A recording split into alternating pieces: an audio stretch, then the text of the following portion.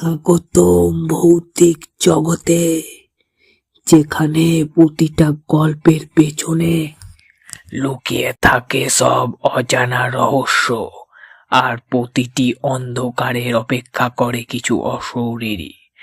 তাই রাত যত গভীর হয় ততই কাছে আসে ভয়।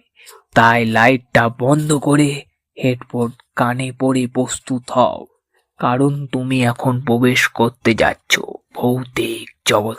এই ঘটনাটি নদিয়ার এক পুরনো কলেজ হোস্টেলে ঘটেছিল। সেখানে নতুন ভর্তি হয়েছিল তিনজন বন্ধু, রাহুল, অর্ণব আর সুমিত। তাদের দেওয়া হয় 13 নম্বর রুম।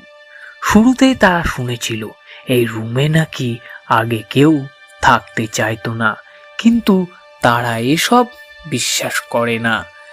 প্রথম কয়েকদিন সব ঠিকই ছিল, কিন্তু একদিন রাতে প্রায় 2টা হঠাৎ রাহুলের ঘুম ভেঙে যায়।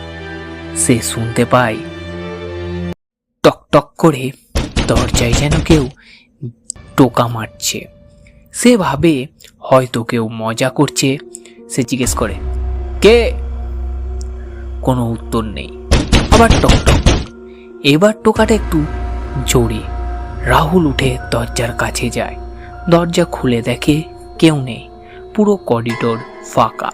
সে ফিরে আসে, এসে আবার শুয়ে পড়ে। কিছুক্ষণ পর এইবার শব্দটা দরজায় না, রুমের ভেতর থেকেই আসছে, টক টক। রাহুল ভয় পেয়ে যায়।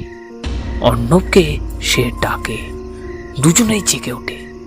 তারা লক্ষ্য করে শব্দটা আসছে দেওয়ালের দিক থেকে, যেন কেউ দেয়ালের ওপাশে ঢুকছে। হোস্টেলের ওই পাশে আর কোনো রুম নেই, মানে দেয়ালের ওপাশে কিছুই থাকার কথা নয়। সুমিতও জেগে গেল। তিনজনে চুপ করে বসে থাকে। হঠাৎ দেওয়ালে ফাটলের মতো কিছু দেখা যায়, আর সেই ফাঁক দিয়ে কেউ যেন ভিতর দিয়ে আঙুল ঢুকিয়ে দিচ্ছে। তিনজনে চিৎকার করে ওঠে। হঠাৎ রুমের লাইট নিজে নিজেই বন্ধ হয়ে যায়। পুরো অন্ধকার। এই অন্ধকারের মধ্যেই একটা ছেলের গলা শোনা যায়, এটা আমার রুম। গলাটা খুব কাছে, কিন্তু কাউকে দেখা যায় না। রাহুল কাঁপতে কাঁপতে বলল, কে কে কে কে তুই? গলা আবার শোনা যায়, তোমরা কেন এসেছো এখানে? হঠাৎ দেওয়ালে ফাটলটা বড় হতে থাকে, আর ভেতর থেকে একটা ছায়া বের হতে থাকে। তারা দরজা খুলে দৌড়ে বেরিয়ে যায়। সারা রাত তারা অন্য রুমে কাটায়। পরের দিন তারা হোস্টেলের কেয়ারটেকারকে সব বলে। সে চুপ করে থাকে কিছুক্ষণ, তারপর বলে, ঘটনাটা অনেক বছর আগে ওই 13 নম্বর রুমে এক ছাত্র একা থাকতো। এক রাতে তাকে মৃত অবস্থায় পাওয়া যায়। তারপর থেকে মাঝে মাঝে ওই রুমে টোকা শোনা যায়।